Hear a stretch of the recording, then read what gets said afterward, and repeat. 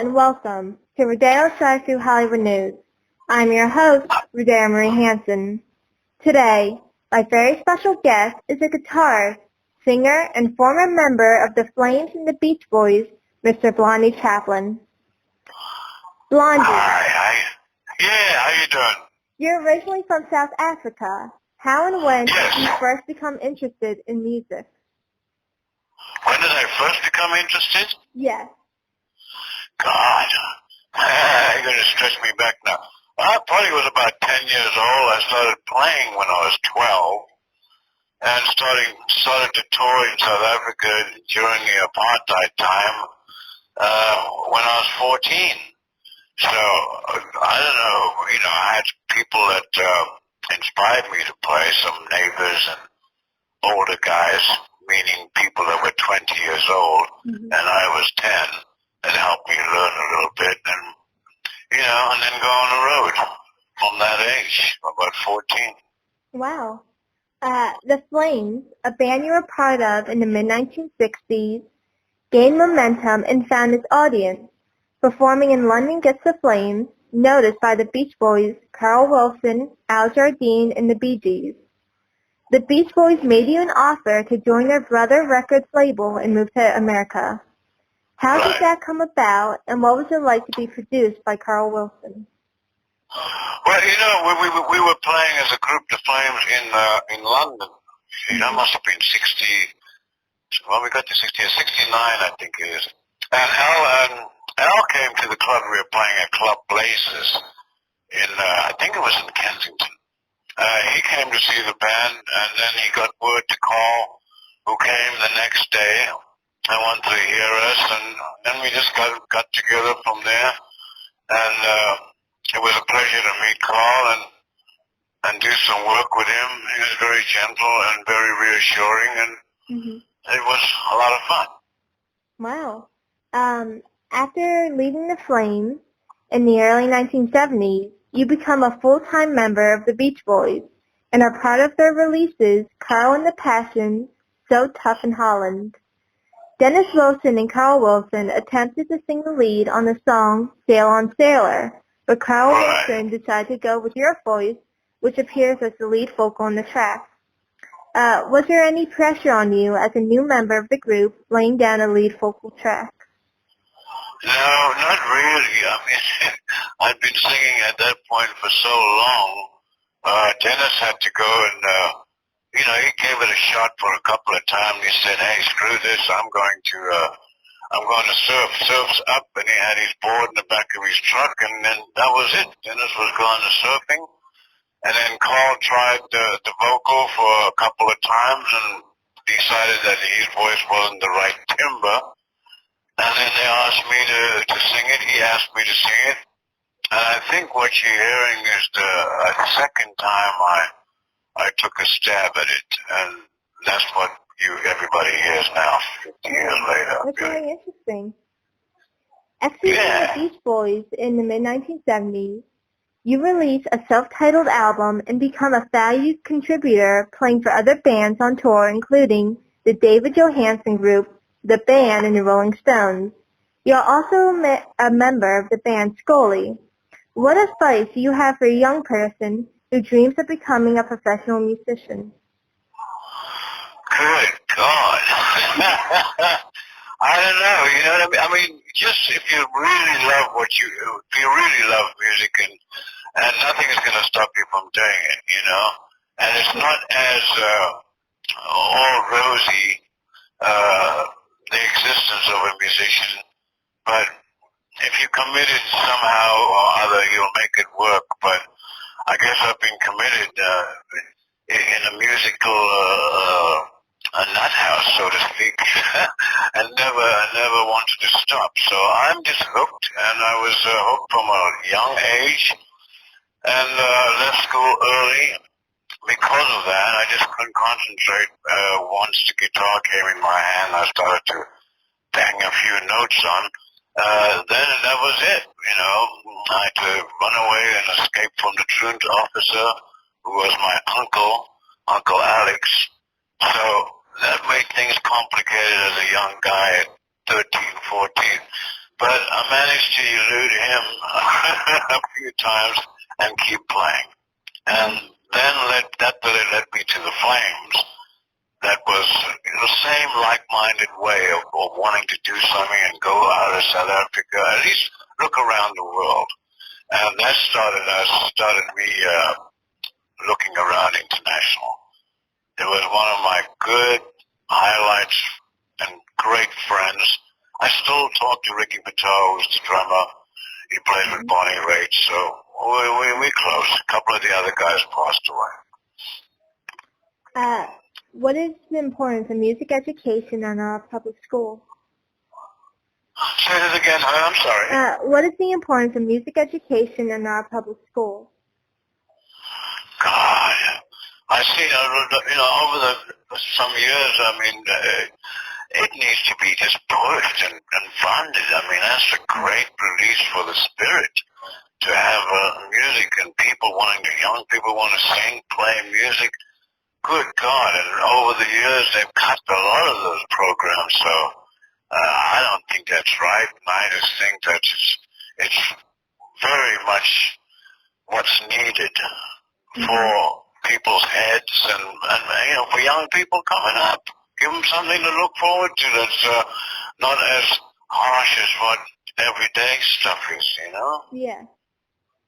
In the late 2013, you performed shows with Brian Wilson and appear on Brian's 2015 No Peer Pressure album, featuring you as lead vocal on the song Sail Away, which brings you back into the Beach Boys family. You were part of Brian's Pet Sounds 50th Anniversary World Tour in 2016 and are a special guest on Brian's current tour alongside Beach Boy Al Jardine, completing the circle. What's it like playing Beach Boys and Brian Wilson's greatest hits? Excuse me, I beg your pardon? What is it like playing Beach Boys and Brian Wilson's greatest hits? Well, it's like, it's going backwards because in '72 I used to play that stuff and covered some of the vocals, some of the high parts and stuff like that. It's a lot of fun. He's got a great band, so it makes my job easier just to step up there and kind of move around a little bit and get some energy going. Brian's very patient. He encourages me, and I think he loved me from a long time ago with my singing and stuff like that. So it's been pretty nice, you know what I mean? I'm more happy hanging out with him than ever before because it's just, there's a lot of history there, right? Yeah. A lot of fun. And it's just, it's a pleasure, Yes. Which Beach Boys song is your favorite to perform and why? I think on the set, with the Brian Wilson set, and I do two. One is the title of Brian's new documentary coming up, Long Promised Road. I really enjoy that because it's just two of Carl Wilson's stuff. But I think the one that I really enjoy singing a lot, I do the both. Long Promised Road, don't get me wrong, but Feel Flows has just got a different haunting depth for me that's so Carl Wilson, and I'm so happy to be able to interpret it and hopefully accept it and people like how I do them. Brian's new album, At My Piano, is out November 19th, 2021. Did you have any participation in the project and get a chance to listen to the album? No, in fact, I haven't gotten a chance to listen to the album, and I wasn't involved in that. I think it's just mostly Brian, but I'll just say this: it would be so nice if we could put some live stuff out of with this band, Brian Wilson's band, that you saw the other day. It would be great to put a live album, even out of the Pet Sound stuff or whatever, because the band is so good, and you saw us the other day, and I think it's a pretty good, worthy thing to put out.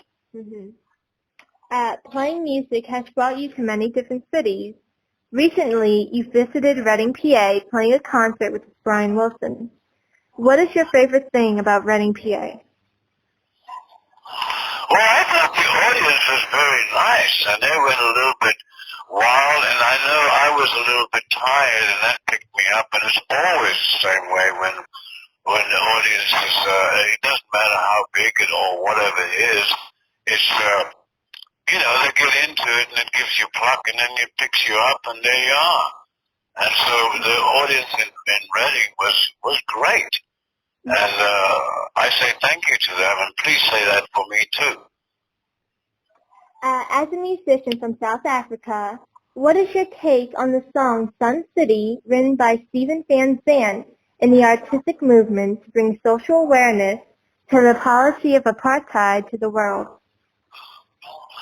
Well, when we were growing, well, first of all, way overdue and fantastic that he did. Because when we were growing up, around 12, 14 years old and playing and having cops follow you wherever you go so you don't have to fraternize with the other side, so to speak. And we were non-white, colored classification. So whenever we played gigs, we'd play, the audience will be completely separated, and then when we packed our bags, we didn't have any roadies and loaded our equipment on our backs, oh God, and went away and got into our van and drove out. The cops would escort us to the edge of town to make sure we didn't fraternize with white people. That's how the game was at the time. So it was just a matter of time before, we had to go as musicians and get out. But thank God for Van Zandt to make it even more publicly aware, because when we got out there, a lot of people weren't quite aware. I'm talking at 16 years old, landing in London. Some people in England were, but most people on the world stage hadn't come to that consciousness of speaking out, and thank God he did. Yes. What is your favorite go-to snack food? Mango. I grew up in South Africa, a lot of good different fruits, and I used to sit under my grandfather's, he had about 20 mango trees, and I was only allowed to eat off one. Or a couple, you know what I mean? So I'd sit there underneath all day and just tank up until my belly got a little bit sensitive. Mangoes, I love mangoes. Yeah. And lychees, sorry. Lychees. My final question is, as a performer who wears many hats, what is your next project? Well, I'm finishing a CD which has been recorded. Well, it's been finished. It was recorded around 1960. Well, no, 1997, when I was performing with another world famous band, and some of them are on this project that should be coming out within the next, I would say, 6 months, because of the COVID pushed it back, and now we're just starting to open things up again. So hopefully they'll be on track for next year. That's what I'd like to see out. Thank you to my very special guest, Blondie Chaplin, for visiting the Drive-Thru. Until next time, that's a wrap. Well, I want to thank you so much for doing this with me. Thank you. Anytime, man. This was a pleasure. I thought I'd be a little bit more tired, but your questions picked me up, so I'm quite happy to talk to you. Thank you so much. We want to thank you for doing what you do. We want to thank